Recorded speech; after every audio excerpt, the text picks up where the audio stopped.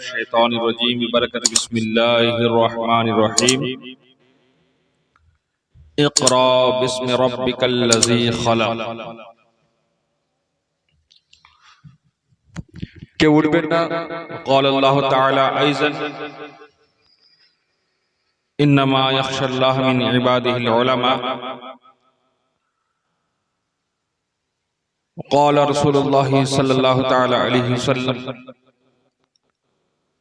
العلم نور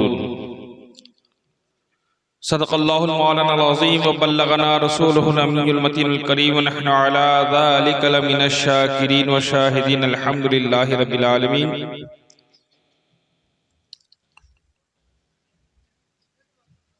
আসুন কিছু বলার এবং শোনার পূর্বে আকায়ে নামদার মদনী তাজদার জনাব মুহাম্মদ রাসূলুল্লাহ সাল্লাল্লাহু তাআলা আলাইহি ওয়াসাল্লামের বারগাহে পানাতে একবার দরুদ পাকের নাযরানা পেশ করি আল্লাহুম্মা সাল্লি আলা সাইয়্যিদিনা মাওলানা মুহাম্মদ ওয়া আলা আলি সাইয়্যিদিনা মাওলানা মুহাম্মদ সাল্লাল্লাহু তাআলা আলাইহি ওয়াসাল্লাম।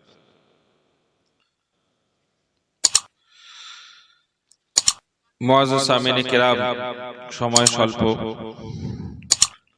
আপনাদের ধৈর্যের আমি পরীক্ষা নিতে চাই না, তাই মুখতাসার আন্দাজে দু চার কথা বলে যাতে আপনাদের উপকার আসে সেই কথাগুলো আমি ইনশাআল্লাহ বলবো, সেটা মনোযোগ সহকারে শুনবেন, ইনশাআল্লাহ আমল করার চেষ্টা করবেন। আমি পবিত্র কালামুল্লাহ হতে দুটি আয়াতে কারিমা এবং একটি হাদিসে পাক পাঠ করেছি, সেই অনুযায়ী কিছু বলবো। সর্বপ্রথম যে আয়াতে কারিমা তেলাওয়াত করেছি আমি, আল্লাহ তাবারক ওয়া তাআলা কুরআনুল মাজিদের মধ্যে ইরশাদ করছেন ইকরা বিসমি রাব্বিকাল্লাযী খালাক। এই যে আয়াত, এটি কোরআনের সর্বপ্রথম আয়াত নাজিলের দিক থেকে। এমনি আমরা কোরআন পাক খুললে সর্বপ্রথম আয়াত কি পাই? আলহামদুলিল্লাহ পাই, তাই না? তার আগে কাউরের মতে বিসমিল্লাহির রহমানির রহিম আয়াতের অংশ, তো সেটাকেও যদি ধরা যায় তো বিসমিল্লাহির রহমানির রহিম প্রথম আয়াত, কিন্তু নাজিল প্রথমে কি হয়েছে? ইকরা বিসমি রাব্বিকাল্লাযী খালাক। এখানে হালকা করে একটা আকীদার কথা আমি বলে দিয়ে তারপর আমি মূল বক্তব্যে যাব। বোঝার দরকার আছে, কারণ আমাদের জওয়ান ছেলেরা বিশেষ করে ইউটিউব, ফেসবুক ইত্যাদি দেখে এবং বিভিন্ন আধুনিক ইংলিশ প্রনাউন্সিয়েশন করা বক্তাদের বক্তব্য শুনে গুমরাহির মধ্যে মনে করে যে তারা খুব বড় জ্ঞানী এবং তাদের ফাঁদে পা দিয়ে নিজেদের ঈমান ও আকীদাকে খারাপ করে বসে। তাই ইংলিশ প্রনাউন্সিয়েশন দেখলে হবে না, রাসূলের মহব্বত তার অন্তরে আছে কিনা সেটা দেখতে হবে। কোরআনে মাজিদের মধ্যে আল্লাহ তাবারক ওয়া তাআলা কি ইরশাদ করছেন? ইকরা বিসমি রাব্বিকাল্লাযী খালাক। সর্বপ্রথম কি নাজিল হয়েছে? ইকরা। কে নিয়ে এসেছেন? জিবরাইল ফেরেশতা। কে পাঠিয়েছেন? আল্লাহ। কিছু মানুষ আছে রাসূল পাক সাল্লাল্লাহু তাআলা আলাইহি ওয়াসাল্লাম সম্পর্কে বলতে গিয়ে বলে ফেলেন যে মাআযাল্লাহ, আমার নবী আনপড় ছিলেন, নিরক্ষর ছিলেন। বলুন নাউযু বিল্লাহ, আস্তাগফিরুল্লাহ। তাদের কাছে আমার প্রশ্ন যে চলো জিবরাইল জানতে নাও পারে, কিন্তু পাঠানেওয়ালা কে? আল্লাহ। তো আল্লাহ তো জিবরাইলকে বলে পাঠাতে পারতেন যে এই জিবরাইল, তোমাকে আমি ওহী দিয়ে পাঠাচ্ছি, আমার হাবিব পড়া জানেন, তিনি কারোর কাছে কিছু শিখেননি, কারোর কাছে কিছু পড়েননি, আমি তাকে লেখাপড়া শিখতে দিইনি, আগে গিয়ে তুমি তাকে শেখাবে, তারপরে এটা পড়াবে। হতে পারত, কিন্তু হযরত জিবরাইল কি করলেন? প্রথমেই বললেন ইয়া রাসূলুল্লাহ পড়ুন, ইকরা, পড়ুন। আচ্ছা, রাসূল পাক ছিলেন কোথায়? নিজের বাড়িতে ছিলেন না, নিজের স্ত্রীর কাছে ছিলেন না, নিজের কোন চাচার ঘরে ছিলেন না, খেতে ছিলেন না, খামারে ছিলেন না, কোথায় ছিলেন? গারে হেরাতে। গারে হেরাতে কি করছিলেন? গারে হিরাতে কি করছিলেন? ধ্যান, মুরাকাবা। ধ্যান মগ্ন মুরাকাবায় মানুষ কখন থাকে? কাউকে জানার জন্য, কাউকে দেখার জন্য, কাউকে চেনে তার সঙ্গে জিকির আজকার। আল্লাহর রাসূল যদি কিছু না জানতেন মাআযাল্লাহ, তাহলে তিনি কাকে ছিলেন? তিনি যদি তাওহীদ না জানতেন, ঈমান না জানতেন, তো এক আল্লাহকে খোঁজার জন্য গারে হেরাই কেন গেলেন? তার মানে বোঝা গেল তিনি জন্ম থেকেই জানতেন, শুধুমাত্র নিজেকে প্রস্তুত করছিলেন যে গুরু দায়িত্ব আমি নেব, সেই ইচ্ছার জন্য আমাকে প্রিপেয়ার্ড হতে হবে, প্রস্তুত হতে হবে। আল্লাহ তাবারক ওয়া তাআলা তাই তাকে প্রস্তুত করছিলেন যে নবী হিসাবে তো আপনাকে আমি পাঠিয়েছি, আপনার নবুয়ত তো সেই দিনই স্যাংশন হয়ে গেছে যেই দিন এই সৃষ্টিকে আমি সৃষ্টি করেছি। যেই দিন এই সৃষ্টিকে সৃষ্টি করেছি, আদম এখনো আসেনি, আদমের এখনো খমির তৈরি হয়নি, তারপরে ইয়া রাসূলুল্লাহ আপনার নবুয়ত স্যাংশন হয়ে গিয়েছে। কিন্তু দুনিয়াতে যখন আপনি দায়িত্বটা, একটা হচ্ছে কি আইপিএস অফিসার যেদিন আইপিএস এর ইন্টারভিউ পাস করে যায়, সেই দিন কিন্তু সে আইপিএস অফিসার হয়ে যায়। মুখ্যমন্ত্রী যেদিন ভোটে জিতে যায়, সেই দিনই কিন্তু মুখ্যমন্ত্রী হয়ে যায়। কোন মন্ত্রী সেই দিনই মন্ত্রী হয়ে যায় যেদিন সে শপথ বাক্য গ্রহণ করে, তাই না? কিন্তু পদ বা চেয়ার গ্রহণ করে 2-4 দিন পরে গিয়ে। হ্যাঁ, আগে থেকে দেখে নাই অফিসটা কেমন আছে, অফিসের ফাইলগুলো আমাকে কি কি কাজ করতে হবে না করতে হবে বুঝে নাই, বুঝে নেওয়ার পরে তারপরে তিনি দায়িত্ব বুঝে নেয়। তো রাসূল পাক সাল্লাল্লাহু তাআলা আলাইহি ওয়াসাল্লামকে আগে দুনিয়া দেখানো হলো যে আমার মাহবুব, আপনার জায়ে তাবলীগ হচ্ছে, এটা আপনাকে এখানে কাজ করতে হবে, তাই প্রস্তুতি নিতে থাকুন। সেই হিসাবে 40 বছর যখন বয়স হলো ওনার, উনি যখন প্রস্তুত হয়ে গেলেন, এবার বললেন ইয়া রাসূলুল্লাহ আপনি প্রস্তুত হয়ে গেলেন, চার্জটা এবার সামনে। হ্যাঁ, তাহলে আমার রাসূল 40 বছর বয়সে নবী হননি, 40 বছর বয়সে নবুয়তের চার্জ নিয়েছেন। তো এই আকীদাকে ক্লিয়ার রাখতে হবে। দ্বিতীয়ত, রাসূল পাককে যারা নিরক্ষর বলে, এবার আল্লাহ তাবারক ওয়া তাআলা পাঠাচ্ছেন কাকে?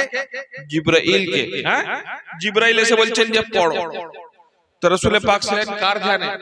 আল্লাহর ধ্যানে। গারে হেরার মধ্যে ধ্যানে ছিলেন। আমি যখন কোন গভীর চিন্তায় থাকবো বা আমার প্রেমিকের চিন্তায় থাকবো, থার্ড পার্টি এসে যখন আমাকে ডাকাডাকি করবে, আমার ধ্যান সেদিকে যাবে। যখন গুরুত্বপূর্ণ কোনো ব্যক্তির সঙ্গে যদি আমি কথোপকথনে মগ্ন থাকি, সেখান থেকে একটা বাইরে থেকে একটা মানুষ এসে যদি আমাকে বাধা দেয়, আমি তার দিকে ধ্যান দেবো না? তো সেই রকম ভাবে রাসূল পাক সাল্লাল্লাহু তাআলা আলাইহি ওয়াসাল্লাম কি বললেন? মা আনা বিকারিন, আমি পড়বো না। যারা সামান্যতম আরবি গ্রামার সম্পর্কে ওয়াকিবহাল আছে, তারা জানে যে মা আনা বিকারিনের শুদ্ধ তরজমা হচ্ছে আমি পড়বো না। তার তরজমা যারা করে যে আমি পড়তে জানি না, তারা ভুল তরজমা করে। একটা হচ্ছে আমি পড়বো না, আর একটা হচ্ছে আমি পড়তে জানি না। আমি ভাত খাবো না, আর আমি ভাত খেতে জানি না। দুটোর মধ্যে পার্থক্য আছে কিনা? তো ঠিক সেই রকম ভাবে আমি পড়বো না।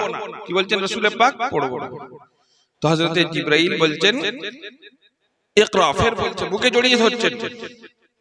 আচ্ছা, বুকে জড়িয়ে ধরার কারণে যদি রাসূল পাকের ইলম আসে, অনেকে বলে যে জিবরাইল বুকে জড়িয়ে রাসূল পাককে ইলম দিচ্ছেন, মাআযাল্লাহ।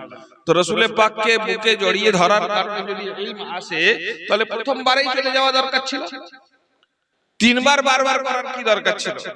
একবার জড়িয়ে ধরলেন, ফের বললেন বলুন, তিনি বললেন না মা আনা বিকারিন, আমি পড়বো না। ফের জড়িয়ে ধরলেন, বোঝা গেল যে এটা ইলম ট্রান্সফার হচ্ছিল না, মানে তারাকে তাওয়াজ্জুহ দেওয়া হচ্ছিল যে আমি এসেছি আপনার সেই রবের কাছ থেকে, যার ধ্যানে আপনি মগ্ন রয়েছেন, যার কথা আপনি স্মরণ করছেন, যাকে খেয়াল করছেন, সেই রবের কাছ থেকে আমি এসেছি। এবার তো আমার দিকে তাকান, আমি কোনো ভাটপাটি নয়, সেই রবেরই পেগাম আমি আপনার কাছে নিয়ে এসেছি। আপনার মনের আশা পূর্ণ হয়ে গেছে, আপনার দায়িত্ব গ্রহণের সময় হয়ে গিয়েছে। সেই কারণে তিনি কি করছেন? বারবার ডাকছেন। যেমন আমরা অনেক সময় ঝাঁকানি দিই না, যখন 2-3 বার আওয়াজ দিই না করে, কি করে? একবার ডাকি, 2 বার ডাকি, তারপরে পুরো ভালোভাবে শরীর ঝাঁকিয়ে দিই, যাতে আমার দিকে খেয়াল দেয়। তো জিবরাইল আমিন তাই করছেন। তাতেও যখন হচ্ছে না, তখন আগে কি বলছেন? ইকরা বিসমি রাব্বিকাল্লাযী খালাক, পড়ুন আপনার রবের ভাষাতে আপনি পড়ুন, যে রব আপনাকে সৃষ্টি করেছে। ওলামায়ে কেরাম অনেকে তরজমা করেন, তানারা আমাদের মাথার তাজ, তানারা তরজমা করেন পড়ুন রবের নামে যিনি আপনাকে সৃষ্টি করেছে, এটা তানাদের তরজমা। কিন্তু এই নাচিজ একটু অন্যরকম তরজমা করে। নাচিজের তরজমা হচ্ছে পড়ুন আপনাকে রবের ওয়াস্তা, যে রব আপনাকে সৃষ্টি করেছে, মানে রবের কসম দেওয়া হচ্ছে যে আমার বাবু আপনাকে সেই রবের ওয়াস্তা দিচ্ছি, যে রবের ধ্যানে আপনি আছেন, আমি তার ওয়াস্তা দিচ্ছি, এবার তো পড়ে নিন। তখন রাসূল পাক দেখলেন যে আমার রবের ওয়াস্তা যখন দিচ্ছে এবার পড়তে হবে, তিনি ইকরা বিসমি রাব্বিকাল্লাযী খালাক থেকে নিয়ে তারপরে পুরো আয়াত আস্তে আস্তে আস্তে আস্তে পড়লেন এবং প্রথম ওহীর সিলসিলা তৈরি হলো। এই হয়ে গেল আকীদার বিষয়। বোঝা গেল যে আমার রাসূল আগে থেকে পড়া জানতেন, আমার রব তাকে শিখিয়েছিলেন। হ্যাঁ, দুনিয়ায় তিনি কাউরের কাছে পড়েন না, তার কাছে পড়িয়েছেন কে? আর রহমানু আল্লামাল কুরআন, রহমান তাকে কোরআন শিখিয়েছেন। আল্লাহ বলছে জিবরাইল শেখায়নি, রহমান শিখিয়েছে। রহমান কার নাম? আল্লাহর নাম, জিবরাইলের নাম তো নয় না। তাহলে রহমান শিখিয়েছে, তাহলে আল্লাহ তাবারক ওয়া তাআলা তার হাবিবকে শিখিয়েছেন। এই আকীদাটা মোটামুটি রাখবেন। যারা বলে রাসূল পাক নিরক্ষর, তারা বদমাযহাব, তাদের বক্তব্যকে শুনবেন না, তাদের থেকে দূরে থাকবেন। এইবারে এটা তো গেল এই আয়াতের একটা হিকমত, কিন্তু এই আয়াতটা আমাদের জন্য কি হিকমত রয়েছে? আমাদের জন্য কেন নাযিল করা হলো? কারণ এটা তো উম্মতের জন্য নাযিল করা হয়েছে না, হুদাল্লিন নাস, হ্যাঁ, মানুষের হেদায়েতের জন্য নাযিল করা হয়েছে। তাহলে এই ইকরাটাই প্রথমে নাযিল করা হলো কেন? আল্লাহ তাবারক ওয়া তাআলা শুরু থেকে নাযিল করতে পারতেন যেভাবে সূরা ফাতিহা আছে ওইভাবে, হ্যাঁ, বিসমিল্লাহির রহমানির রহিম, আল্লাহর নামে শুরু, যিনি পরম দয়ালু কৃপাময়। শুরু আয়াত, এটা কত সুন্দর আয়াত। তারপরে আলহামদুলিল্লাহি রাব্বিল আলামিন, সমস্ত প্রশংসা আল্লাহর জন্য, আল্লাহর গুণগান দিয়ে শুরু করতে পারতেন, কিন্তু আল্লাহ তাবারক ওয়া তাআলা ইকরা থেকে শুরু করছেন, পড়ো থেকে শুরু করছেন। কেন? এই কারণে পড়ো থেকে শুরু করছেন আল্লাহ তাবারক ওয়া তাআলা, যে সমস্ত কিছুর জড় হচ্ছে ইলম। যতক্ষণ পর্যন্ত ইলম না জানবে, সে জ্ঞান অর্জন না করবে, সঠিকটা চিনতে পারবে না, বেঠিকটা চিনতে পারবে না। যখন সঠিক চিনতে পারবে না, বেঠিক চিনতে পারবে না, তখন তার রবকেও চিনতে পারবে না। যখন তার রবকে চিনতে পারবে না, তো তার প্রশংসা করবে কি করে? তো রবের প্রশংসা করতে হলে আগে তো রবকে জানতে হবে, হ্যাঁ। আর রবকে জানবে কি করে? পড়ার মাধ্যমে। তো সেই কারণে পড়ো। তাই আমাদের প্রত্যেকের উচিত জ্ঞান অর্জন করা, কারণ হাদিসে পাকের মধ্যেও আছে তালাবুল ইলম ফরিদাতুন আলা কুল্লি মুসলিমিন ওয়াল মুসলিমাত, প্রত্যেক নর নারীর জন্য কি আছে? ইলম অর্জন করা ফরজ করা হয়েছে। কিন্তু আফসোস, আমরা মুসলমান, বিশেষ করে আহলে সুন্নাত ওয়াল জামাত, না নামাজের ফরজ আদায় করতে পারি, না রোজার ফরজ আদায় করতে পারি, ইলমের ফরজের তো আরো অবস্থা খারাপ। হ্যাঁ, ইলমের যে ফরজ তার তো অবস্থা আরোই খারাপ। সুতরাং নিজের ছেলে মেয়েদেরকে ইলম অর্জন করান। আর কোন ইলম?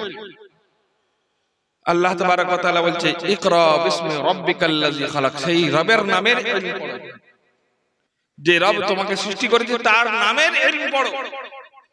কেন? এবার তার রবের নামের ইলম কোনটা? অনেকে মনে করতে পারেন যে তার রবের নামের ইলম মানে হচ্ছে শুধুমাত্র কোরআন, হাদিস, তাফসীর, এগুলো না। যেগুলো রবের উদ্দেশ্য নিয়ে করা হয়, রবকে রাজি করার উদ্দেশ্যে করা হয়, সেটাই হচ্ছে রবের নামের ইলম। আপনি যদি কোরআন, হাদিস, তাফসীরকে এই উদ্দেশ্য নিয়ে করেন যে লোকে আমাকে মুফতি সাহেব বলবে, লোকে আমাকে মুহাদ্দিস সাহেব বলবে, লোকে আমাকে পীরজাদা বলবে, লোকে আমাকে পীর সাহেব বলবে, লোকে আমাকে সাহেবজাদা বলবে, লোকে আমাকে অমুক বলবে, লোকে আমাকে তমুক বলবে, বিশ্বাস করুন আপনি আল্লাহর দ্বীন শেখেন নি, আল্লাহর দেওয়া ইলম শেখেন নি। এটা দুনিয়াবি শুধুমাত্র আরবি ভাষা, হ্যাঁ, দুনিয়াবি শুধুমাত্র আরবি ভাষা শিখেছেন, আল্লাহর ইলম শেখা হয়নি। কিন্তু আপনি যদি দুনিয়াবি এতে ডাক্তারি শিখেছেন এবং ডাক্তারি শেখার পরে এটাই ইরাদা করছেন যে এটার মাধ্যমে চিকিৎসা করে আল্লাহকে রাজি করব, খালকের খিদমত করব, বিনা পয়সায় চিকিৎসা করে আল্লাহকে সন্তুষ্ট করব, যেসব গরিব মিসকিনরা চিকিৎসা পায় না তাদের ভালোভাবে চিকিৎসা করব, বরং সেটা হচ্ছে আল্লাহর নামের ইলম। তাহলে আল্লাহ নিজের সন্তানদেরকে সেই আল্লাহর নামের ইলম শেখান। আমাদের সমাজে একটা জিনিস বড় ভাবে দিয়ে দিয়েছে, অনেক দিন ধরে অনেক জায়গায় বলবো করে বলা হয় না, লোক এসে গিয়ে বলে দিই। যত দূর পারবেন আমার এই কথাটাকে প্রচার করার চেষ্টা করবেন। মনে রাখবেন, আজকের আমাদের সমাজের দুর্দশার দুটো কারণ, সে আলেম সমাজের লাইনে হোক, দুনিয়াবি লাইনে হোক। সেটা হচ্ছে কি, আমাদের ধারণা হয়ে গেছে যে আমি স্কুলে ডিগ্রি অর্জন করেছি মানে হয় আমাকে সরকারি চাকরি করতে হবে, নয় মাস্টারি করতে হবে, নয় ক্লার্কগিরি করতে হবে, মানে মোট কথা আমাকে সরকারি চাকরি করতে হবে। আর যখন সরকারি চাকরি আমি পাবো না তখন এই সরকার খারাপ, ওই সরকার খারাপ। আমি কোন সরকার ভালো সেটা বলছি না, কিন্তু এটা আমাদের মেন্টালিটি হয়ে গেছে। আর সরকারি চাকরি যেই না পাবো নিজেকে মনে করবো যে আমি অসফল, এক নম্বর। দ্বিতীয় নম্বর হচ্ছে আমাদের আলেমদের মাদ্রাসায় হয়ে গেছে কি, আমাদের মাদ্রাসার বাবা মা সন্তান গার্জেন সবার এইটা চিন্তাধারা হয়ে গিয়েছে যে আমি মাদ্রাসায় পড়ছি মানে হয় মাদ্রাসায় টিচারই করতে হবে, নয় কি করতে হবে, মাদ্রাসায় টিচারি করতে হবে, নয় কোনো মসজিদে ইমামতি করতে হবে, নয় স্টেজে উঠে বক্তব্য দিতে হবে বা গজল পড়তে হবে, গজল শিল্পী হতে হবে। এই চারটার বাইরে আমাদের ক্যারিয়ার নেই। কিন্তু ইলমকে বেচার জন্য তো আমাদেরকে দুনিয়াতে পাঠানো হয়নি, হ্যাঁ, ইলমকে বিক্রি করার জন্য তো পাঠানো হয়নি, ইলমকে অর্জন করতে বলা হয়েছে। এবং ইলমকে অর্জন করে সেইটাকে নিজের আখিরাত এবং দুনিয়াকে সওয়ারের জন্য কাজে লাগাতে বলা হয়েছে। ঠিক সেই রকম ভাবে আপনি স্কুলে পড়ছেন, জ্ঞান অর্জন করুন। জ্ঞান অর্জন করার সঙ্গে সঙ্গে নিজের চরিত্রকে ডেভেলপ করুন, নিজের চরিত্রকে উন্নত করুন। তার সঙ্গে সঙ্গে নিজে কোনো হাতের কাজ শিখুন, সেইটাই যে যা কিছু এতদিন পড়েছেন সেটাকে কাজে লাগিয়ে কোনো ব্যবসা বাণিজ্য করুন, কোনো হাতের কাজ করুন, কোনো টেকনিক শিখুন, কম্পিউটার শিখুন, অন্যান্য জিনিস শিখুন।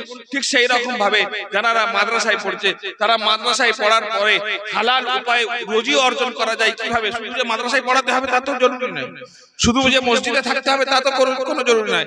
অনেকের ধারণা হয় যে মাদ্রাসায় পড়াচ্ছে না মানে সে ভালো আলিম, অনেকের ধারণা হয় সে মসজিদে থাকছে না বা স্টেজে বক্তব্য দিচ্ছে না মানে সে ভালো আলিম নয়। কিন্তু দুনিয়ার সবথেকে বড় আলিম রাসূল পাক এবং আসহাবদের পর, রাসূল পাক এবং আসহাবদের পর যিনি সবথেকে বড় আলিম তিনি হচ্ছেন হযরত ইমাম আযম আবু হানিফা। তিনি একদিকে যেমন মাদ্রাসায় পড়াচ্ছেন তার সঙ্গে সঙ্গে ব্যবসা বাণিজ্য, আর মাদ্রাসায় পড়াচ্ছেন যেটা তিনি তার পেট চালানোর জন্য মাদ্রাসায় পড়াচ্ছেন না, জ্ঞানটাকে বিতরণ করার জন্য মাদ্রাসায় পড়াচ্ছেন। তো আমরা মাদ্রাসায় পড়াবো কিন্তু বিতরণ করার জন্য, তার সঙ্গে সঙ্গে জারিয়ায়ে মাআশ হিসাবে। কারণ বর্তমান এমন পরিস্থিতি আসতে চাইছে চলেছে যে আমাদের আলেমদেরকে আমাদেরকে সেইভাবে তৈরি করতে হবে, হাফেজদেরকে সেইভাবে তৈরি করতে হবে যাদের মানে দ্বীনি ইলম থাকে, দুনিয়াবি ইলম থাকে। বহু আমাদের ছাত্রদের এমন অবস্থা আমি দেখেছি যে তারা বড় বড় ফাজিল হয়ে গিয়েছেন কিন্তু দুনিয়াবি ইলমে তারা কিছু জানে না। অনেক ইন্টারভিউ পর্যন্ত আমি দেখেছি যে সে হয়তো মাদ্রাসার টপ ছাত্র, কিন্তু তাকে যখন রাস্তায় জিজ্ঞাসা করা হয়েছে আমাদের বর্তমান দেশের পরিস্থিতি সম্পর্কে, সে বেচারা ওয়াকিবহাল। অথচ প্রকৃত আলিম তো সেই যে তার দিনের আশেপাশের, সমাজের আশেপাশের ব্যবস্থা সম্পর্কে জানবে। একটা ছোট্ট চুটকুলা মনে পড়ে গেল, তারপর আমি আমার বক্তব্যকে অন্যদিকে নিয়ে যাব। এক আলিমে ছিলেন, তিনি গ্রামে থাকতেন। তানার শখ ছিল তানার সন্তানকে পড়াবেন এবং তানার চেয়ে বেশি শিক্ষিত করবেন। সেই হিসাবে সন্তানকে পড়িয়েছেন। পড়াবার পরে মিশর পড়তে পাঠিয়েছেন। মিশরে পড়ে পড়ে আপনার আরো বড় আলিম হয়ে যখন এসছেন, বাড়ি ফিরে এসছেন অহংকারে মত্ত। আমি আজহারি, আমার বাপ সাধারণ মৌলভী সাহেব আর আমি আজহারি। সেই অহংকারে মত্ত, যখন অহংকারে মত্ত সে বাড়িতে এসেছে, বেড়াতে এসে আব্বার সঙ্গে থাকার পরে 2-4 দিন পরে আব্বা জিজ্ঞেস করছে যে বাবা তুই নাকি অনেক কিছু পড়ে এসেছিস, অনেক কিছু জানিস, অনেক কিছু সব শিখে গেছিস? হ্যাঁ আমি আলহামদুলিল্লাহ সব শিখে গেছি। হ্যাঁ আলহামদুলিল্লাহ সব শিখে যাচ্ছে, সব শিখে গেছিস? তো বাবা আমার তো ওই মুরগিগুলো খোঁড়ের মধ্যে রয়েছে, এই খাবার রয়েছে, এক কাজ কর মুরগিগুলোকে ডেকে খাবারটা দিয়ে দে তো। এ তো বেচারা কোনোদিন মুরগিদেরকে খাবার ডেকে দেয়নি, মুরগিরা কিভাবে খাবার খাবে জানেও না। তো আরবিতে মুরগিদেরকে ডাকছে, মুরগি ঘোড়ার ডিম বোঝে? মুরগি বোঝে না। বলে তা হলো না তোর, এক কাজ কর ওইখানে যে কুকুরটা রয়েছে ওই কুকুরটা বড্ড জ্বালাতন করছে, এক কাজ কর তো ওকে হেঁকে দে, তবে মারিস না বাবা, লাঠি কাঠি দিয়ে মারিস না, হেঁকে দে যেন চলে যায়। তো এও আরবিতে বকে যাচ্ছে, চিল্লে যাচ্ছে, কুকুর বোঝে না, নিজের মতো ভাবলে জায়গাটা দেখে রয়েছে, হলো না। তখন ওই ব্যক্তি বলছিল বাবা তুই এখনো কিছুই শিখছিস না, দেখবি তো মুরগির খোঁড় খুলে খাতে দানা নিয়ে টি টি টি টি টি টি করতে করতে সঙ্গে সঙ্গে মুরগিরা এসে গেল। কারণ মুরগির ভাষা, হ্যাঁ মুরগি বোঝে যে এইখানে আমার খাবারের টাইম হয়ে গেছে। কুকুরকে ছাই ছাই বললো, কুকুর বুঝে গেল যে আমাকে এখান থেকে তাড়াতে চাইছে, কুকুর সরে গেল। বোঝার কথা হচ্ছে যে জ্ঞান অর্জন মানে এই নয় যে কোরআনের আয়াতকে শুধু মুখস্থ করে নিলাম আর পড়ে নিলাম আর মানে করতে শিখে গেলাম। জ্ঞান মানে তার হাকিকত পর্যন্ত পৌঁছানো, তবেই সেটা হচ্ছে জ্ঞান। আর সেই জ্ঞানী যখন হয়ে যাবে তো তার ফল কি হবে? ইন্নামা ইয়াখশাল্লাহ মিন ইবাদিহিল উলামা। আলিমের পরিচয় কি? যে সে সবথেকে বেশি আল্লাহ তাবারক ওয়া তাআলাকে ভয় করবে। কিন্তু আমাদের অবস্থা এমন যে আল্লাহকে ভয় করা তো দূরের কথা, আল্লাহর নামটাও পর্যন্ত আমাদের আল্লাহর কথা পর্যন্ত আমাদের খেয়ালে আসে না, আমাদের অন্তর কাঁপে না। আমরা চিন্তা করি না যে কোন পথে যাচ্ছি, কোথায় বসছি, কার সঙ্গে বসছি, হালাল হারাম কোনো আমাদের জ্ঞান নেই। মনে করছি আমরা স্টেজে উঠে গেলাম, খুব অনেক কিছু হয়ে গেলাম। আল্লাহ আমাদেরকে এইরকম দিয়ে থেকে পানা দিন। তাই নিজের সন্তানদেরকে ইলম অর্জন করান, এবং ইলম অর্জন করাবার মানে এই নয় যে শুধুমাত্র যেখানে সেখানে দেবেন। দেখবেন কোন প্রতিষ্ঠানে যেখানে পাঠাচ্ছেন সেখানে আদৌ পড়াশোনা হচ্ছে কিনা। আর এটা আপনাদের অধিকার আছে। দুজন উস্তাদে মুহতারাম আছেন, তারা জানেন আমাদের অনেক মাদ্রাসাতেই ছেলেপুলেদের পড়া হয় না, তার কারণ হচ্ছে বাপ মারা নিয়ে। তো আলহামদুলিল্লাহ বহু এখনো পর্যন্ত পৃথিবীতে একমাত্র আমাদের মুদাররিসিনরাই আছে যারা এটা চায়। পৃথিবীতে কেউ চায় না, এমনকি বাপও চায় না যে ছেলে আমার চেয়ে বড় হোক। বাপও চায় না যে ছেলে আমার চেয়ে বড় হোক। বাপ মনে করে যে যদি বড় হয়ে যায় কোথায় আমাকে না মানবে। কিন্তু উস্তাদ এমন আছে, মুদাররিসিন এমন আছে যারা চায় যে আমার যে ছাত্র আছে তাকে যে পড়াচ্ছিলাম ছোটবেলা থেকে আলিফ বা তাসা, সে যেন যুগের মুহাদ্দিস হয়। তো আমি বুক টুকে বলতে পারবো যে আজকে যে যুগের মুহাদ্দিস হয়েছে সে আমার কারণে হয়েছে। হ্যাঁ, যুগের মুহাদ্দিস যে হয়েছে তো আমার কারণে হয়েছে। আমি যদি আলিফ বা তাসা সেই সময় না পড়াতাম।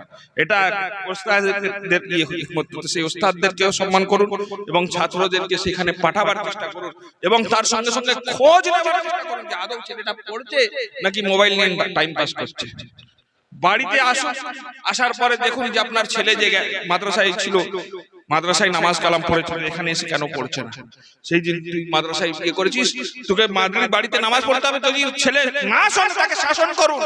আমার আব্বা জান একটা কথা বলতেন, যে বাপের জুতো ছোটবেলায় সন্তানের মাথায় ওঠেনি, যে বাপের জুতো সন্তানের মাথায় ওঠেনি ছোটবেলায় একবারের জন্য, সেই বাপ অবশ্যই একদিন তার ছেলের কাছ থেকে জুতো খাবে। কথাটা আপনারা হয়তো বুঝতে পারেন না। মানে কি, কড়া শাসনে রাখো, দরকার পড়লে জুতো পেটা করো। তুমি এখন যদি ঢিলে দাও, সেই সন্তান দেখবে বড় হয়ে তোমার ঘাড়ের উপর চড়ে বসেছে। সুতরাং নিজের ছেলেদেরকে কড়া শাসনে রাখুন। আর ইলম ওয়ালাদের সহবতে বসুন। হাদিসে পাকের মধ্যে আছে যে তিনটি অবস্থা ছাড়া তোমাদের যেন মৃত্যুবরণ না হয়। তিনটি অবস্থার মধ্যে একটা অবশ্যই যেন থাকতে হয়, নচেত তুমি কিন্তু হালাক ও বরবাদ হবে। প্রথম অবস্থা কি? প্রথম অবস্থা হচ্ছে তুমি আলিম হও, ইলম অর্জন করো। দ্বিতীয় হচ্ছে কি, যদি ইলম অর্জন করার তোমার পক্ষে সম্ভব না হয়, সবার সম্ভব হয় না, কাজে কামে বিভিন্ন পারিপার্শ্বিক অবস্থা, আর্থিক সংকট সবকিছু থাকতে পারে না, ইলমওয়ালাদের ইলমওয়ালা হও, আলিম হও। যদি আলিম না হতে পারো তো ইলমওয়ালার সহবতে ওঠা বসা করো। সারাদিনে অন্তত একবার হলেও অন্তত তাদের কাছে আধ ঘন্টা টাইম দাও। ফলে তাদের কাছ থেকে মাসলা মাসাইল শিখবে, তাদের কাছ থেকে অনেক কিছু জানবে। তার সঙ্গে যখন চলবে লোকে বলবে যে না, আলিমের সঙ্গে তুই চলছিস, তুই খারাপ পথে কেন চলছিস, তখন তোমারও বিবেক জাগবে। হ্যাঁ, তখন তোমারও বিবেক জাগবে, তুমিও ভালো পথে চলবে। তো ফলে ইলমওয়ালাদের সঙ্গে সোহবত ইখতিয়ার করো। আর তাও যদি না হয় তো অন্তত আলিমের খিদমত গুজার হয়ে যাও। যখনই সুযোগ পাবে অন্তত পক্ষে আলিমদের সম্মান করো, খিদমত করো। যদি এই তিনটের মধ্যে কোনোটা না হয়েছে তুমি কিন্তু বরবাদ হয়ে যাবে। অর্থাৎ এই তিনটে ছাড়া কোনো রাস্তা নেই। সুতরাং নিজের সন্তানদেরকে শুধু পাঠালে হবে না, আমাদেরকেও সেইভাবে ইয়ে করতে হবে। আর আলিমের কথা শুনুন। দেখুন, আমরা পীর সাহেব মানুষ, আসবো, আপনারা হাত চুমু খাবেন, আমরা চলে যাব। এরপরে আর কবে ফের দাওয়াত করবেন দেখতে পাবেন না আমাদেরকে। সেই সময় যদি ডেট খালি থাকে তবে আসবেন, নাহলে আমাদের আবার অনেকে ডেট খালি থাকার পরেও বলতে পারে যে বাবা যাবার যদি ইচ্ছা না থাকে, আমার যাবার ইচ্ছা নেই, বলে দেবো ডেট খালি হয়, যেটা বাস্তবতা সেটা। সুতরাং আমরা হচ্ছি সুখের পাখি, পায়রা যাকে বলে, পায়রা সুখের পাখি। যখন আপনাদের সুখ তখন আমরা আছি, যখন সুখ শেষ আমরা চলে যাব। কিন্তু যে আপনার মহল্লার ইমাম হবে, যে আপনার মহল্লার আলিম হবে, তারা আপনাদের এখানেই থাকছেন, তাদের কদর করতে শিখুন, তাদেরকে ফলো করতে শিখুন। হ্যাঁ, যদি তাদের দ্বারা স্বাভাবিক মানুষ কোনো মিস্টেক হয়ে যায়, তাদেরকে ঝিৎকার দেবেন না, তাদেরকে গালাগালি করবেন না, তাদের ভুলটাকে বাবা ভাই হিসাবে শুধরে দেওয়ার চেষ্টা করবেন। যদি না শোনেন কোনো বড় আলিমের দ্বারা তাদেরকে শুধরে দেওয়ার চেষ্টা করবেন। তার কারণ আলিমরা আলিমের কথা ঠিকই বুঝতে পারে, সাধারণ মানুষের কথা নাও বুঝতে পারে। সুতরাং তাদের পিছনে দাঁড়ান, তাদের ব্যাকআপ হিসেবে দাঁড়ান। এই যে ছেলে আমাদের আলহামদুলিল্লাহ হাফিজ হয়েছে, এরপরে হয়তো দৌড় করবে 1 বছর, তারপরেও পড়া ছাড়াবেন না, আরো পড়ান, এলাকায় প্রয়োজন আছে। নলে কে কখন এসে আপনার ঈমানকে সুরুত করে সুন্দর চেহারায় চলে যাবে আপনি বুঝতে পারবেন না। আমরা আজকাল চেহারা হয়ে গিয়েছি, কালো চেহারা পীর সাহেব সবার পছন্দ হয় না। চেহারা রূপ দেখি আমরা, জ্ঞান দেখি। শরীয়তে মুতাহহারাকে ফলো করার চেষ্টা করুন, কোন ব্যক্তিকে নয়। আর মনে রাখবেন, যে ব্যক্তি আপনার নজরানার চিন্তা করে, দ্বীনকে বেচার চিন্তা করে, তার কাছ থেকে দ্বীন নেওয়া হারাম, তার কাছ থেকে দ্বীন নেওয়া হারাম। হ্যাঁ, একজন আলিমে দ্বীন হিসেবে তার যতটুকু কদর সেইভাবে আপনাকে করতে হবে। তার কারণ আল উলামা ওয়ারাসাতুল আম্বিয়া, উলামাগণ হচ্ছেন আম্বিয়াদের ওয়ারিস, এবং তার সঙ্গে সঙ্গে আশ-শাইখু ফিল কওমে কান নবিয়্যি ফিল উম্মত। তো শেখ বা কোন বুজুর্গ আলিম সমাজে তেমনই মর্যাদা রাখে যেমন একজন নবী তার উম্মতের জন্য মর্যাদা রাখে। মানে তাকে সেইভাবে তাকে সম্মান করতে হবে, তাকে প্রোটোকল দিতে হবে, তার সঙ্গে ভালো ব্যবহার করতে হবে, তার সঙ্গে গুস্তাখি করা যাবে না। সেইভাবে আপনারা ওলামাদের কদর করুন, নিজেদের ঈমান আকীদাকে হেফাজত করুন। আমি আর বেশি বললাম না, 2-4টি কথা আরো বলে দিই। নিজের আকীদাকে হেফাজত করার জন্য আপনাদের অবশ্যই এখানে আলহামদুলিল্লাহ সব ম্যাক্সিমাম সব সিলসিলায়ে কাদেরিয়ারই মুরিদ, এবং আমি এও জানি যে এখানে আব্বা হুজুরের মুরিদ 2-1 আছেন, আর মওলা পাকের মাননেওয়ালাও বহুজন আছেন। দেখুন, আপনাদেরকে অনেকে অনেক কিছু বলবেন, অনেককে অনেক কিছু বলার ইয়েতে যাবেন না। মওলা পাক কি বলেছেন সেটা জানবেন যারা মওলা পাকের মাননেওয়ালা আছে। মওলা পাক বলতে আপনারা হয়তো অনেকে বুঝছেন না, যারা নতুন আছেন। মওলা পাক বলতে হুজুর মেদিনীপুরের যিনি ছিলেন হুজুর সৈয়দ সাহেব মুর্শিদ আলী আল কাদরি, যার বর্তমানে একটি খানকার সঙ্গে অনেকে সম্পর্কে অনেকে ভুল ধারণা আছে। এখনকার মানুষদের কথা বাদ দেন, মওলা পাক আজ থেকে 120 বছর আগে তিনি দুনিয়াতে থেকে বিদায় নিয়েছেন, কিন্তু তিনি তার আকীদাকে পরিষ্কার করে গিয়েছেন। সাহাবাদেরকে কিভাবে মানতে হবে, আহলে বাইত আতহারকে কিভাবে মানতে হবে, হযরত আবু বকর সিদ্দিককে কিভাবে মানতে হবে, হযরত উম্মাহাতুল মুমিনিনকে কিভাবে মানতে হবে। এই যে একটা কথা মানুষের মাঝে প্রচলিত আছে যে সাহাবা আহলে বাইতের শান বাড়াতে গিয়ে অনেকে বলে থাকে যে দেখো আমরা তো নামাজের মধ্যে আহলে বাইতের উপর দরুদ পড়ি, বলে না? হ্যাঁ, সাহাবাদের উপর তো দরুদ পড়া হয় না। একদম ভুল কথা, একদম ভুল কথা। সাহাবাদের উপরেও দরুদ পড়া হয়। সাহাবাদের উপর যদি দরুদ না পড়া হয় তো নামাজই হবে না। বলবে হুজুর কই? তাহলে একবার আত্তাহিয়াতুটা পড়ুন। আত্তাহিয়াতু লিল্লাহি ওয়াস সালাওয়াতু ওয়াত তাইয়্যিবাতু ওয়াস সালামু আলাইকা আইয়ুহান নবী ওয়াস সালামু আলাইনা ওয়া আলা ইবাদিল্লাহিস সালিহিন। হ্যাঁ, এইখানে কিন্তু আলের কথা কোথাও নেই। আলের কথা আছে মেন। আমরা হানাফি মাযহাবের নাই, হানাফি মাযহাবে আত্তাহিয়াতু যদি না পড়েছে কেউ তার নামাজই হবে না। দরুদে ইব্রাহিম কোনো কারণে যদি ছেড়ে যায়, ইচ্ছাকৃত যদি ছেড়ে দেয় তো তার নামাজ হবে না। কোনো কারণে যদি ছেড়ে যায় তাহলে তার নামাজ তবু হয়ে যাবে।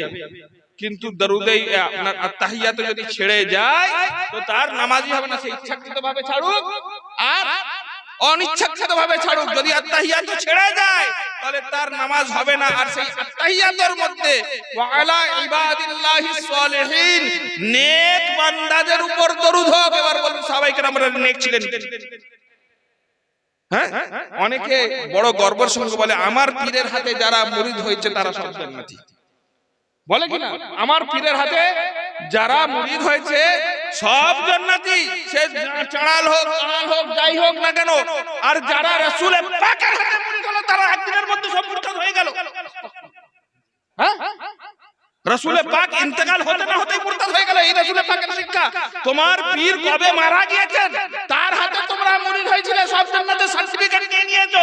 আর যে রাসূল সবথেকে বড় পীর, পীরানের পীর, সেই রাসূলের হাতে মুরিদ হনেওয়ালা যারা বাইতুল রিজওয়ানের মধ্যে মুরিদ হয়েছেন, ফাতহ মক্কার সময় মুরিদ হয়েছেন, সুলহ হুদাইবিয়ার সময় মুরিদ হয়েছেন, আপনার 1,24,000 যে আসহাব মুরিদ হয়েছেন। এরা সাহাবী মানে কি? মুরিদ। হ্যাঁ, আমাদের থেকে তাদের পার্থক্য বোঝানোর জন্য তাদেরকে সাহাবী বলা হয়, নাহলে তো তারা তো রাসূলের মুরিদ। রাসূল তো সবার আগে পীর। আপনার চেন দেখুন, সাজরার চেন, সাজরায় তো প্রত্যেকের পীরের নাম না লেখা রয়েছে, আমার পীরকে, তার পীরকে, তার পীরকে, এইভাবে গৌসে আজম পর্যন্ত, গৌসে আজমের পীরকে, তার পীরকে, তার পীরকে, তার পীরকে করতে করতে ইমামে হাসানে মুজতবা পর্যন্ত, তার থেকে মাওলা আলী মুশকিল কুশা পর্যন্ত, মাওলা আলী মুশকিল কুশার পীর রাসূলের পাক। হ্যাঁ, তবেই তো, এটাই তো চেন তো, রাসূলের পাক সবথেকে বড় পীর। তো সেই রাসূলের পাকের হাতে হাত দেনে वाला যদি জাহান্নামী হয়ে যায়, তোমার পীর কি করে তোমাকে বাঁচাবে? আস্তাগফিরুল্লাহ। এই আকীদা কোথা থেকে আমরা পেলাম? তাহলে বোঝা গেল যে সাহাবাদের উপরে দরুদ পড়তে হবে। আর এটা আমার কথা নয়, স্বয়ং মওলা পাকের কথা। মওলা পাক কি বলছেন? उसने भेजा बेगुमा असहाब पर सौ-सौ, चार यार पर सौ-सौ, इसने भेजा असहाब चार यार और पंजतन पर, মানে 100 দরুদ, অর্থাৎ যারা চার ইয়ার এবং পঞ্জতনের উপর, যারা আপনার উপর দরুদ পাঠালো, মানে গৌসে পাকের উপর পাঠালো, দরুদ পাঠালো হুজুর গৌসে পাকের নামে। আমরা অনেক সময় বলি না, ওয়ালা আলিহি ওয়া আসহাবি ওয়া বারিক ওয়াসাল্লিম ওয়া আলা সাইয়্যিদিল গৌসিল আযম মিনাল মুসলিমিন, অর্থাৎ তানার আলের উপর, তানার আসহাবের উপর এবং হুজুর গৌসে পাকের উপর। এই তারতিবে আমরা পড়ি না, অনেক জায়গায় আছে, যেমন দরুদে গৌসিয়ার মধ্যেও আছে। তো এই গৌসে পাকের নামে যখন দরুদ পড়া হচ্ছে, মওলা পাক বলছে যারা হুজুর গৌসে পাকের নামে দরুদ পড়লো, দরাসল হুজুর গৌসে পাকের নামে দরুদ পড়লো না, বরং চার ইয়ার ও পঞ্জতনের উপর পড়লো, তাহলে সাহাবীদের উপর আসলো কি না? চার ইয়ার বলতে কে? आपके अबू बकर उस्मान उमर है यार गार, তাদের নামও বলে দিয়েছে। आपके अबू बकर और उमर उस्मान है यार गार, और आप उनके यावर या अली मुर्तजा। तो চারজন হচ্ছেন কি রাসূলের পাকের চার বন্ধুকে, আবু বকর, উমর, উসমান এবং মাওলা আলী। এই চার ইয়ারকে যে না মানবে তার ঈমান শেষ। তাহলে সাহাবায়ে ওদের কেরামদের উপর দরুদ পাঠানো হয় মাওলা পাকের বাণী। হাদিসে পাকের মধ্যে আছে আত্তাহিয়াতুতে আপনি পাঠাচ্ছেন। হ্যাঁ, আবার অনেকে আকীদা রাখে যে মাওলা পাক আপনার হযরত আবু বকর সিদ্দিকের খিলাফত নিয়ে অস্বীকার করে, যে মাওলা আলী নাকি মাযল্লাহ প্রথম খলিফা ছিলেন। এই সকল বাতিল আকীদা কোথা থেকে এসে গেল? হ্যাঁ, এই সকল বাতিল আকীদা কোথা থেকে এসে গেল? এই সকল বাতিল আকীদা আমাদের মধ্যে যে এসে গিয়েছে, সেইগুলোর একমাত্র কাঠ হচ্ছে কি, যে সহিহ ইলম অর্জন করা এবং সহিহ উলামাদের সুহবতে ইখতিয়ার করা। যে কোনো বক্তার কথা যাবেন না, হুজুর মাওলা পাকের আকীদা কি আছে যদি জানতে চান আপনারা, এই যে কে জান্নাতি, কোন দলটা জান্নাতি, এতে হুজুর মাওলা পাকের আকীদা, আহলে সুন্নাত ওয়াল জামাতের আকীদা সমস্ত তুলে ধরা হয়েছে, এবং বাতিল ফিরকাদের কোন কোন আকীদাগুলো খারাপ সেটাও তুলে ধরা হয়েছে। দেওবন্দি, ওয়াহাবি, চাকরালবি, মওদুদি, তাদের যে বাতিল আকীদা, তাদের খণ্ডন, এবং মাওলা পাকের আকীদা কি ছিল, আহলে সুন্নাত ওয়াল জামাতের কি আকীদা, এবং কোন দল সঠিক দল, কে জান্নাতি, এই কিতাবটা আপনারা সংগ্রহে রাখতে পারেন। তার সঙ্গে সঙ্গে হযরত আমির মুআবিয়া রাদিয়াল্লাহু তাআলা আনহু, তিনি জঙ্গে সিফফিনে হযরত আলী রাদিয়াল্লাহু তাআলা আনহুর সঙ্গে যুদ্ধ হয়েছিল। তো যুদ্ধটা কেন হয়েছিল? ওটা কি উনি হিংসাবশত করেছিলেন মাযাল্লাহ, নাকি একটা মাত্র ভুল সিদ্ধান্ত ছিল? ভাইয়ে ভাইয়ে অনেক সময় ঝগড়া হয়ে যায় না, ভাইয়ে ভাইয়ে। তো একটা ছোট্ট ঘটনা বলে আমি আমার বক্তব্যকে শেষ করব। আমার আব্বা হুজুরকে আমি জিজ্ঞাসা করেছিলাম যে আব্বা, তখন জেনারেল ছাত্র, তো অত বুঝতাম না, ইসলামিক ইতিহাসে পড়েছি যে সিফফিনের যুদ্ধ হয়েছে, মাওলা আলী এবং হযরত আমির মুআবিয়ার যুদ্ধ হয়েছে। আর জাহির বাত, আমরা আহলে বাইত পাকের মাননে वाला, আহলে বাইত পাককে ভালোবাসনে वाला, মনে প্রশ্ন আসে যে আলীর বিরুদ্ধে যুদ্ধ করলো, তাকে কি করে মানি? প্রশ্ন আসে। আব্বা হুজুরকে জিজ্ঞাসা করলাম। তো আব্বা হুজুর তখন আমি যেমন জেনারেল হিসেবে উত্তর দিলেন যে ধরো বাবু, তোমার সঙ্গে, তোমার মামার সঙ্গে আমার ঝগড়া হচ্ছে, কথা কাটাকাটি হচ্ছে, তুমি ওখানে উপস্থিত আছো, তো তুমি কি তোমার মামাকে গালাগালি দেবে? তখন আমি বললাম যে না, আমি তো গালাগালি দেবো না, কারণ আপনি তো সেই শিক্ষা আমাকে দেননি। আচ্ছা বলুন তো, আহলে বাইত পাকের মধ্যে থেকে কেউ কি সাহাবীদেরকে গালাগালি দেওয়ার শিক্ষা দিয়েছে? হযরত আমির মুআবিয়াকে গালাগালি দেওয়ার শিক্ষা দিয়েছে? তাহলে এই শিক্ষা আপনাদের মধ্যে আসলো কোথা থেকে? হ্যাঁ, এই শিক্ষা আসলো কোথা থেকে? আহলে বাইতের শিক্ষা তো সেটাই যে আমরা তাহাম্মুল ইখতিয়ার করব, সবর ইখতিয়ার করব, বাকি আল্লাহর হাতে ছেড়ে দেব। হ্যাঁ, আল্লাহর হাতে ছেড়ে দেবো। তানারা যখন শিক্ষা দেন নিজে কাউকে গালি দাও, আমরা এই গালি দেওয়ার শিক্ষাটা পেলাম কোথায়? আমরা আহলে বাইতের শিক্ষা থেকে দূরে রয়েছে। তো আমি বললাম যে না আব্বা, গালাগালি তো দিব না। আচ্ছা, তুমি কাকে সাপোর্ট করবে? আব্বা, আপনি আমার পিতা, আপনাকে অবশ্যই সাপোর্ট করব। আচ্ছা, কোন থার্ড পার্টি যদি তোমার মামাকে গালাগালি করে, তো আমি তার বিরোধিতা করব যে আমার মামাকে গালাগালি করছে কেন? প্রয়োজন হলে মারধর পর্যন্ত করব, প্রয়োজন হলে মারধর পর্যন্ত করব, কারণ আমার মামাকে বলার তুমি কি? আমার মামার সঙ্গে আমার বাপের হচ্ছিল সেটা আমি বুঝি না, কিন্তু থার্ড পার্টি তুমি বলার। আব্বা তখন বললেন, ব্যাস এটাই হচ্ছে হযরত মাওলাই কায়নাত এবং হযরত আলী মুর্তজার মধ্যকার ব্যাপার। তানাদের দুজনের মধ্যে দ্বন্দ্ব হচ্ছে, আমরা গোলাম, আমরা তানাদেরকে কি কথা বলবো না, কিন্তু কোন থার্ড পার্টি এসে যদি কি কথা বলতে যায় আমরা ছেড়ে কথা বলবো না। সেই কারণে হযরত আমির মুআবিয়া সম্পর্কিত কিতাব, এটাকেও আপনারা অবশ্যই অবশ্যই সংগ্রহ রাখার চেষ্টা করুন। রাসূল পাক ইলমে গায়ব জানতেন কিনা, অদৃশ্যের জ্ঞান, সেই সম্পর্কে একটি কিতাব আছে, আপনারা জানতে পারেন। আর অনেকেই দেখবেন আজকাল নকল কান্না শুরু করেছে, মুহররমুল হারাম মাস আসলে বুক এরকম হাই হাই হাই হাই করতে থাকে। আমি জানি আমার বক্তব্য চলে যাওয়ার পর আজকে কালকে ইলেকশন শুরু হবে, কিন্তু চিন্তা করবেন না, হকের পথে তিনজন থাকলে সেটা অনেক বড় জিনিস। তো হাই হাই করে, আপনারা রাজস্থানে গিয়ে খোঁজ নেবেন, রাজস্থানে একটা দল আছে মহিলাদের গ্রুপ, যাদেরকে রাদাউলি বলা হয়। তাদের কাজ কি? ভাড়ায় এসে কান্না করে। আচ্ছা, আপনি যখন এরা বলবে যে আহলে বাইত পাকের শোক পালন করতে, এরা বাধা দিচ্ছে না, আস্তাগফিরুল্লাহ। আমার আলা হযরত তো কি বলছেন যে আহলে বাইত পাকের তাযকিরা হচ্ছে, ইমাম হুসাইন পাকের শাহাদাতের তাযকিরা হচ্ছে, আর কাউরের অন্তর যদি না কাঁদে তো তাকে তার নসিবের উপর কান্না করা উচিত। এই কথাটা এত বড় কষ্টের জিনিস শুনছে আর তার কান্না আসছে। ভাই কত নসিব ফুটা, যে আহলে বাইত পাকের তাযকিরা হচ্ছে, দুঃখের ঘটনার বর্ণনা হচ্ছে, আর চোখে পানি আসছে। তার মানে আমরা দুঃখে বাধা দিই না। আমরা নিজেরাও বলি যে আহলে বাইত পাকের কারবালার ওয়াকিয়ার বর্ণনা করো, তাতে চোখে যদি পানি চলে আসে তো এটা তোমার মহব্বতের। চোখে পানি চলে আসে আর চোখে আঙুল বুঝে পানি আনা এক জিনিস। হ্যাঁ, তো একটা হচ্ছে অ্যাক্টিং। আপনি ওইসব মাতমের মজলিসে যাবেন, ভালো করে লক্ষ্য করে দেখবেন কাউরের চোখে কিন্তু পানি নেই, কাউরের চোখে কিন্তু পানি নেই। কারণ কষ্টের সর্বপ্রথম কি ক্রাইটেরিয়া কি? কষ্টের সর্বপ্রথম ক্রাইটেরিয়াই হচ্ছে তার অন্তর থেকে দুঃখ অনুভবে চোখ থেকে পানি আসে। হ্যাঁ, আর দুঃখ কখনো এককালে হয় না। আমি যখন আমার আত্মীয় মরে যাবে, আমি ভাইদেরকে নিয়ে বলবো আই ভাই কাঁদি, জড়ো করবো না। আমি যে খবর শুনবো আগে আমার কান্না হবে, তারপর যে শুনবে তার কান্না হবে। একটা সুর একটা তাল হবে না, কিন্তু এদের ঢোলের মতো তাল বাজছে, ঢোলের মতো হচ্ছে একটা নাচ। আপনারা ভিডিও ইয়েতে দেখবেন, ইউটিউবে একটা ভিডিও আছে, ভিডিওতে কোন এক জায়গায় এরকম মাতম হচ্ছে, আর একজন ইংরেজ মহিলা বেচারি পাশ থেকে যাচ্ছে। ইংরেজ মহিলা পাশ থেকে যেতে গিয়ে সে এমন ভাবে এরা মাতম করছে, এ মনে করেছে যে কোনো সেলিব্রেশন হচ্ছে, মুসলমানদের কোন আনন্দ ফুর্তির জিনিস হচ্ছে, সেও ওদের সঙ্গে তালে তালে নাচতে শুরু করেছে। মানে ও মনে করছে নাচছে। ফের যখন ওকে বোঝানো হয়েছে যে না এটা নাচার না, এটা শোক মিছিল, তখন সে সেখান থেকে চলে গেছে। মানে বোঝা গেল যে এদের বুক পেটা এটা অনেকটা শোকের মতো নয়, বরং নাচার মতো আনন্দ তাল। এক তালে কখনো ইয়া হয়, জিজ্ঞাসা করে কাউকে কখনো শোক পালন হয়? আমরা কাঁদি, যখনই কথা তাযকিরা হবে হাউ করে কান্না করবে, তবেই তো সেটা ইশক। নহলে বুঝতে হবে এটা নাটক করছে, ওই রাদাউলি ভাড়া করার মহিলাদের মতো। ওদের দেখবেন একটা আর এরাও সব জায়গায় জায়গায় যে ভাড়া করে কাঁদতে আসে। আরে মহাইজকে তাযকিরায়ে হুসাইনের জন্য ভাড়া করে কাঁদার দরকার হবে।